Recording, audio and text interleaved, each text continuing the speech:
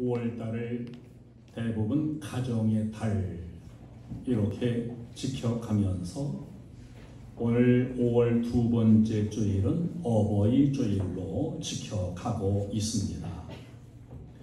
이날은 자녀들로 하여금 부모의 은공을 기억하면서 보답하는 효도를 다시 한번 다짐하는 그런 뜻있는 날이지요.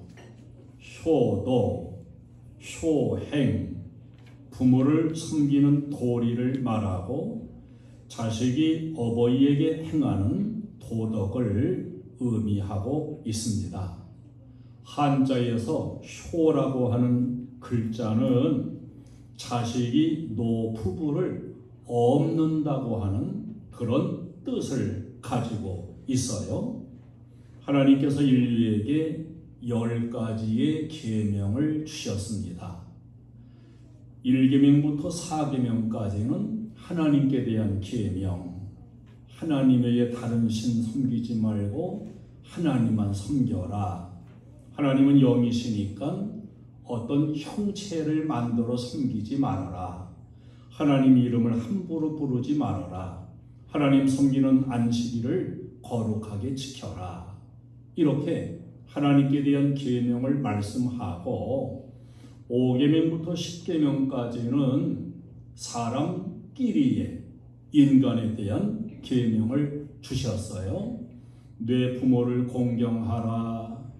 살인하지 말라. 간음하지 말라. 도둑질하지 말라. 거짓말하지 말라.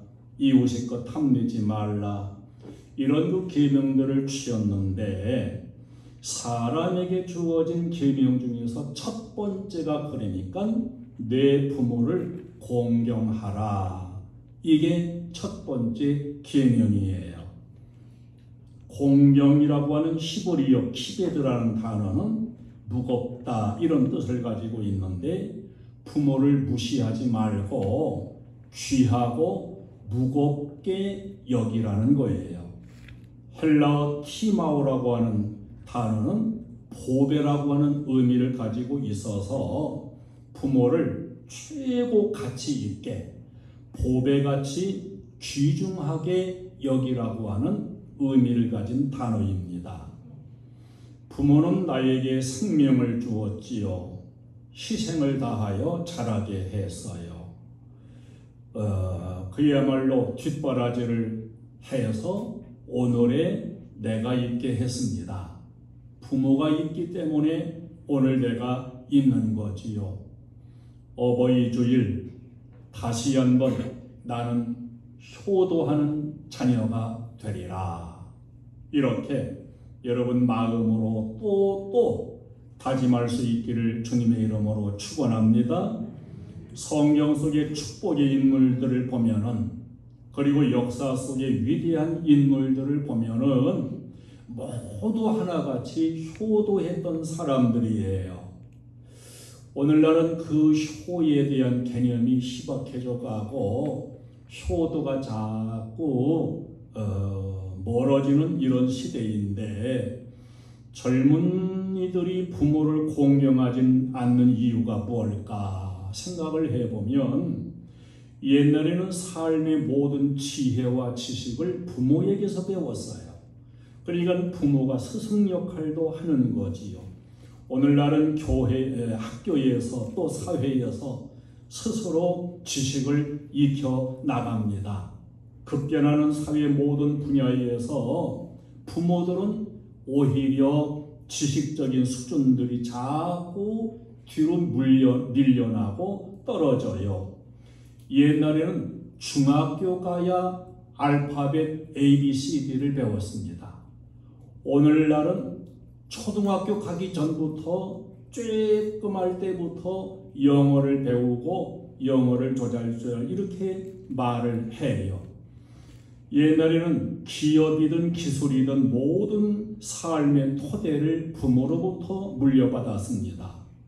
목수는 자기 아버지 목수로부터 목수의 기술을 배워요. 농부는 자기 부모로부터 농사짓는 법을 배우고 또한 농사짓는 농지도 부모로부터 물려받게 됩니다. 부모가 절대적인 의존의 대상이었어요. 요즘은 부모가 절대적인 의존의 대상이 되지 못하고 있는 현실입니다. 부모의 간섭이 싫어 집을 떠나나가야만 더 자유로울 것 같다고 생각하는 이런 젊은이들이 많이 생겨지고 있습니다. 또한 극단적인 개인주의의 팽배함 때문에 효도, 공경이 멀어지고 있어요.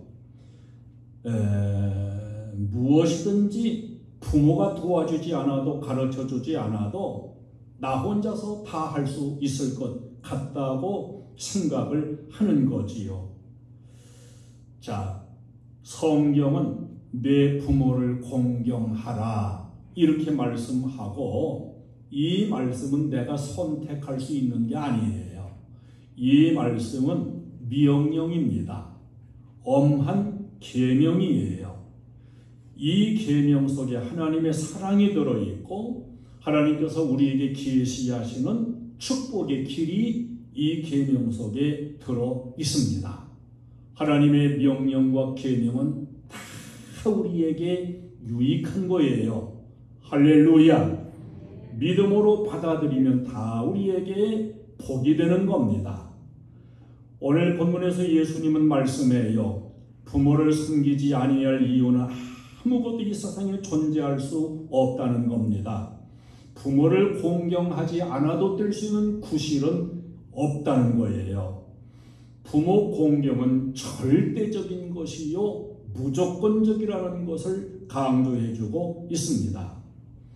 내가 부모님께 드려야 할 것을 하나님께 드렸다. 그러므로 부모님께 드리지 않아도 된다. 그 당시에 전생을 따라서 이어내려왔던 소위 고르반 사상. 그렇다고 해서 하나님을 숨기는 것도 아니고 부모를 숨기는 것도 아니고 핑계를 대고서 부모 공경을 회피하는 이런 완악한 사회적인 모습들이 있었던 걸 보게 됩니다. 그런데 내가 부모님께 드릴 것 하나님께 드렸다. 이것도 부모 앞에 하나님 앞에 통하지 않는다는 겁니다. 부모를 공경하라. 이 계명, 이건 계명이에요. 하나님의 사업을 위해서는 부모를 소홀히 여기고 대하여도 무방하다. 이것은 그때의 장로들의 유전입니다. 예수님은 이것을 책망하고 계시지요. 너희는 어찌하여 너희 유전으로 하나님의 계명을 범하느냐. 아무리 유전으로 내려오고 계승되는 그런 지혜가 내려온다 할지라도 하나님의 계명보다 앞설 수는 없다는 거예요.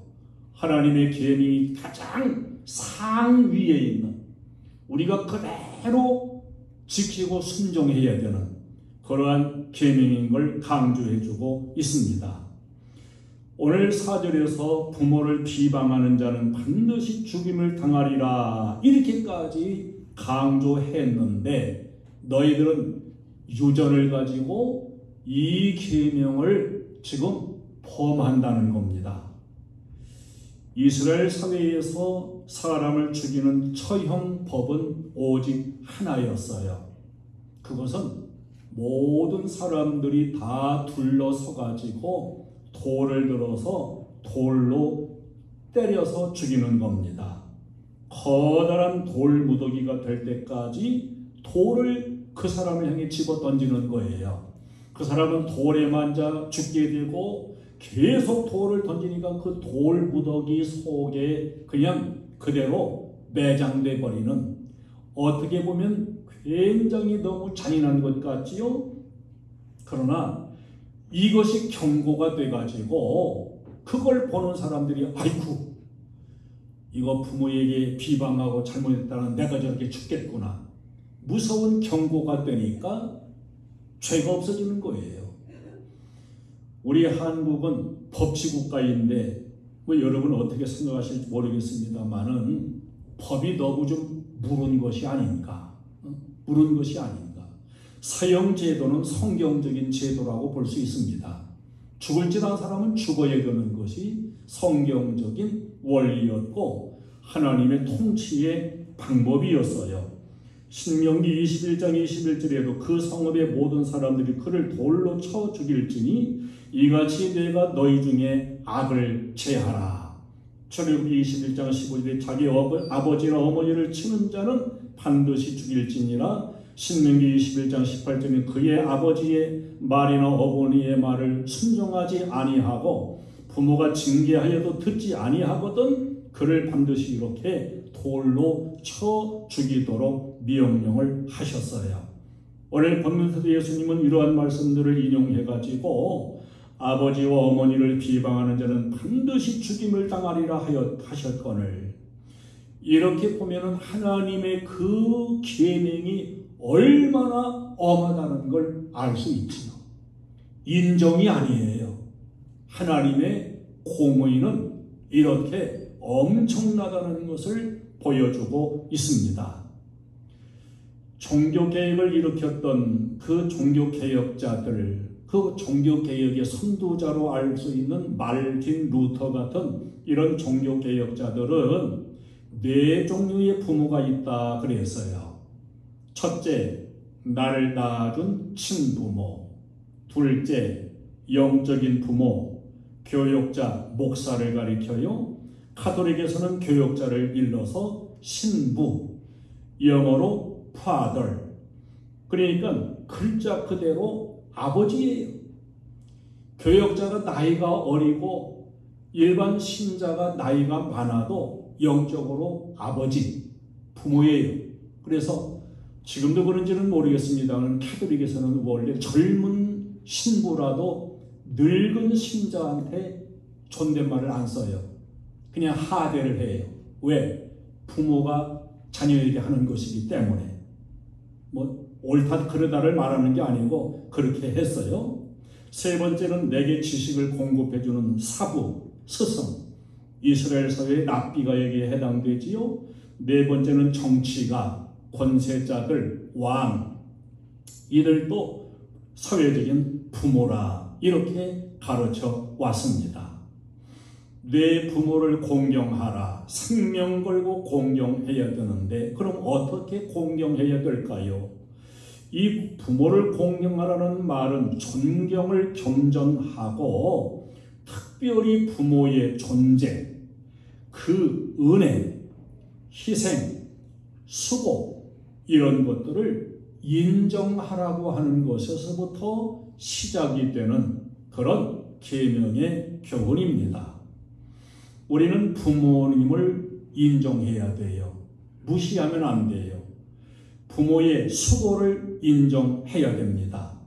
지금까지 내가 입은 그 큰 은혜와 희생을 인정해야 돼요.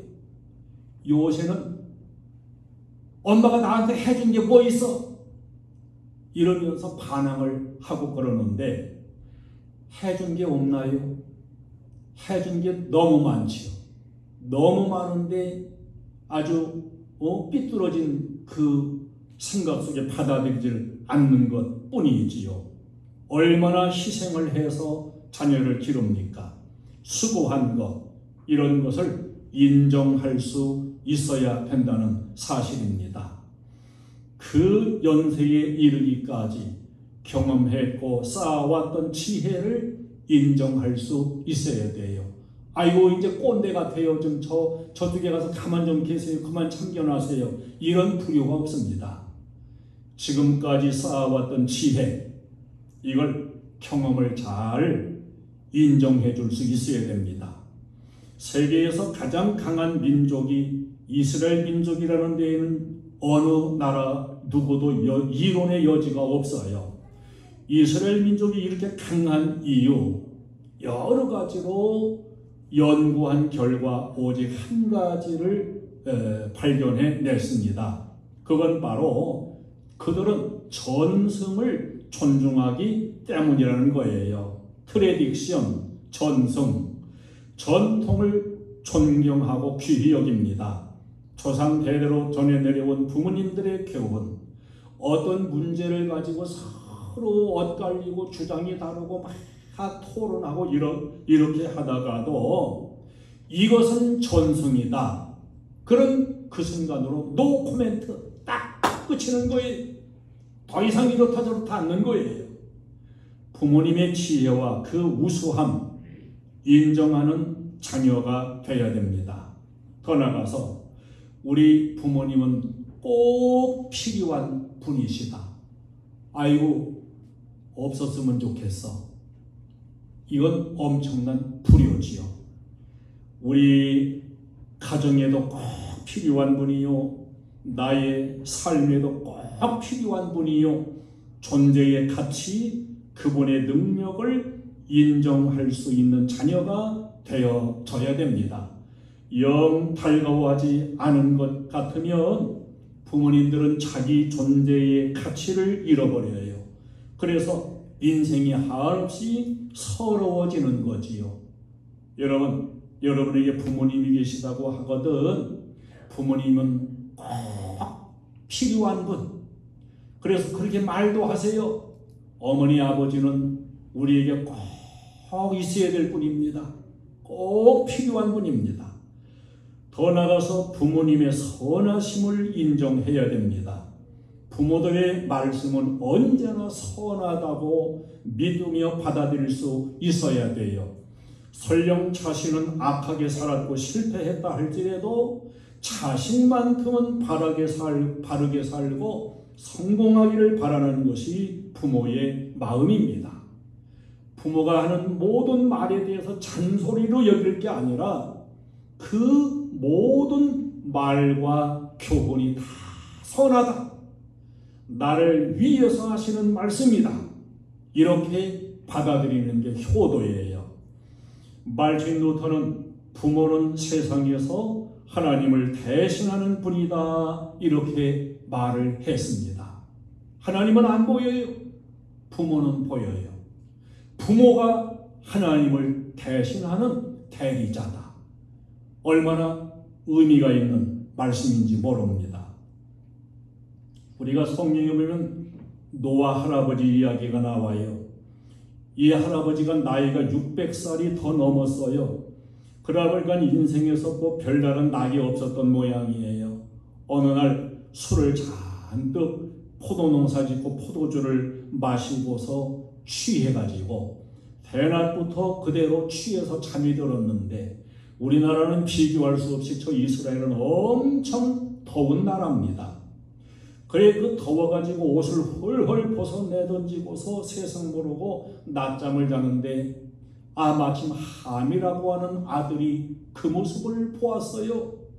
그리고서는 형제들에게 흉을 봅니다.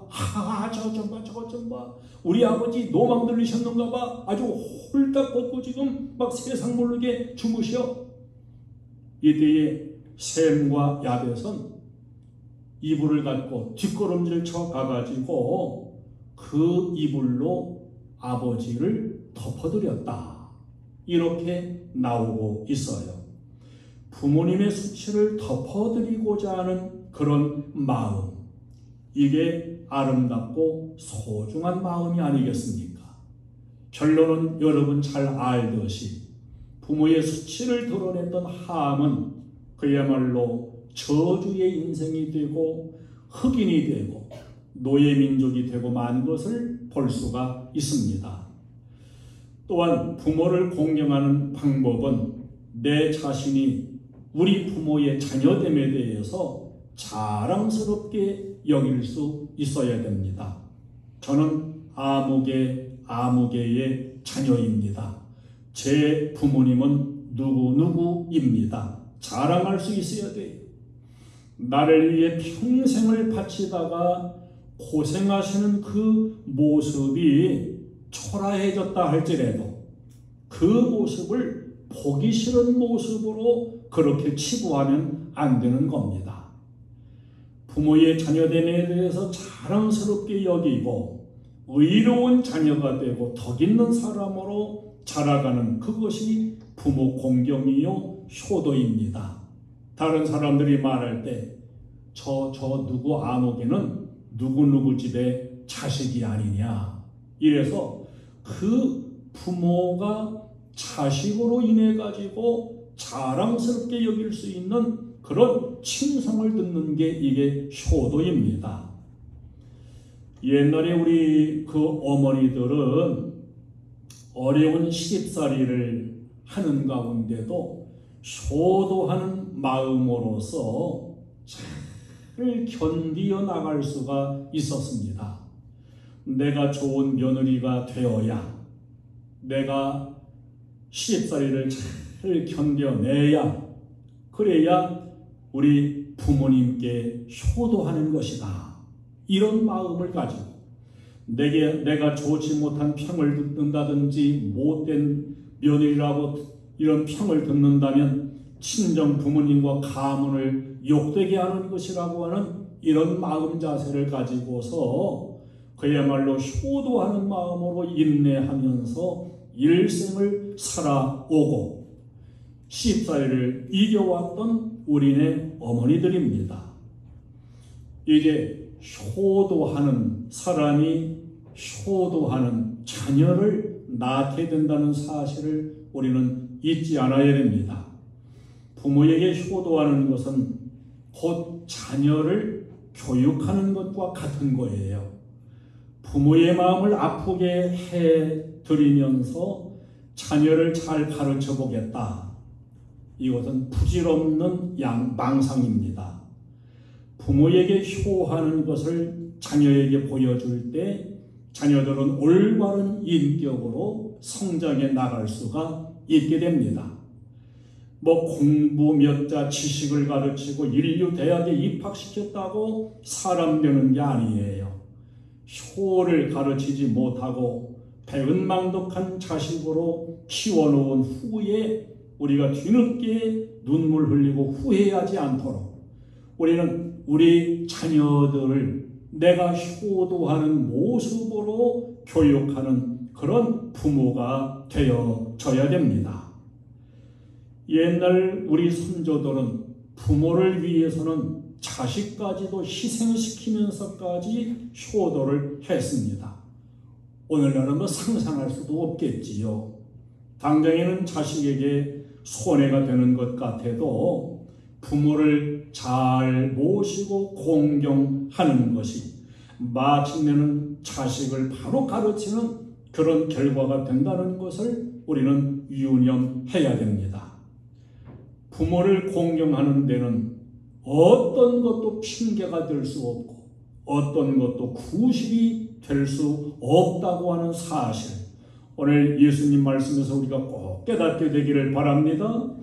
또한 부모 공경에는 형제끼리의 화목이 함께 들어있고 형제의 화목이 필수적인 것을 잊지 않아야 됩니다. 형제의 불화, 이것처럼 부모를 아프게 하는 일이 또 어디 있겠습니까?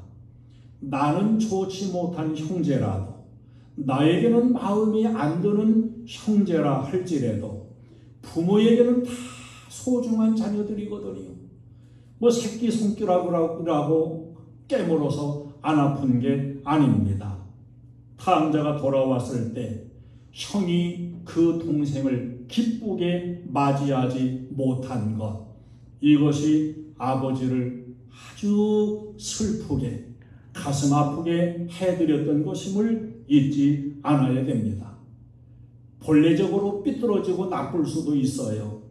그럼에도 부모에게는 똑같이 그 자식도 중요한 그런 자식이기 때문에 자녀들이 형제에 화목할 때 부모는 그걸 보면서 한없이 기쁨을 가지게 됩니다.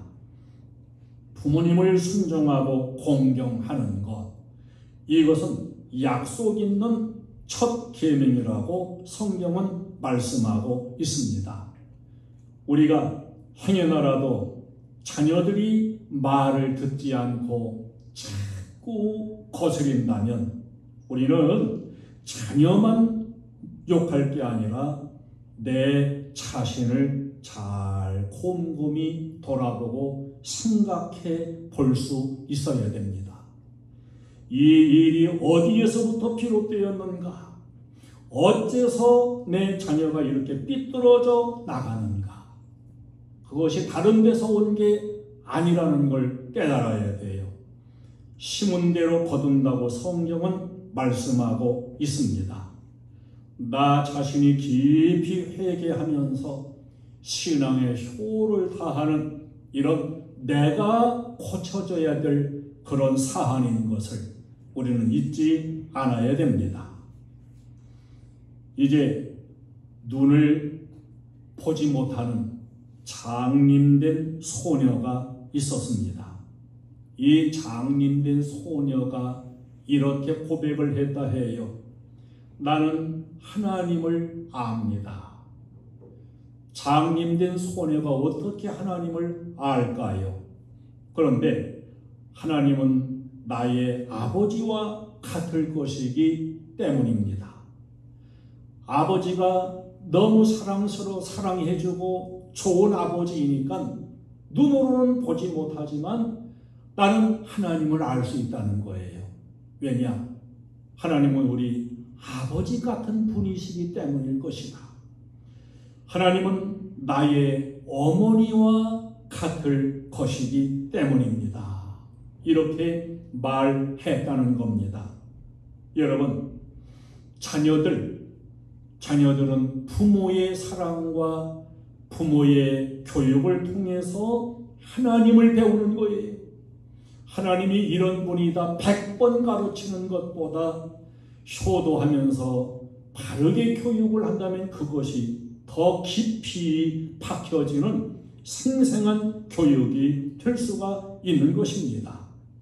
여러분 자녀들이 여러분을 생각하면서 하나님은 우리 아버지 같은 분이실 거야. 하나님은 우리 어머니 같은 분이실 거야. 여러분, 우리가 부모도 됐습니다. 우리는 부모로서도 잘 내 자신을 돌아보고 깨달아야 됩니다. 자녀가 보는 나, 자녀에게 보여주는 나의 신앙은 예수님 닮는 신앙인가? 여러분이 자녀도 보세요. 내 자녀의 신앙은 이만하면 합격점인가? 여러분 판단할 수 있지 않습니까? 알잖아요. 행하지는 못하더라도 자꾸 들어서 얼마나 압니까? 내가 하나님을 보여주는 신앙인의 모습을 가지고 있는가? 우리 자녀가 하나님 섬기는 믿음 생활이 바로 서 있는가? 얼마든지 판단할 수 있지 않습니까? 하나님을 바로 섬기지 않는 자녀라면 왜 그럴까요? 내가 하나님을 바로 섬기는 모습을 보여주지 못한 부모이기 때문인 거예요. 이제 성서적인 효, 우리가 어버이 주의를 지키면서 잘못된 것이 있다면 진정한 참회를 하고 진정한 효를 다시 세워 나갈 때 하나님의 약속대로 범사에 형통한 축복이 올 것이요, 약속대로 장수의 축복도 올 것이요, 여러분 생애가 축복된 생애를 이루는 그런 가정을 이루어갈 수가 있을 것입니다. 우리는 부모로서는 자녀에게 하나님을 보여주는 부모가 되고, 자녀로서는 부모를 하나님같이 효도하는 그런 자녀가 되어 성서적인 효를 이루는, 성서적인 가정을 이루는 우리의 행복한 교회의 모든 속해 있는 가정들 되시기를 주님의 이름으로 축원합니다.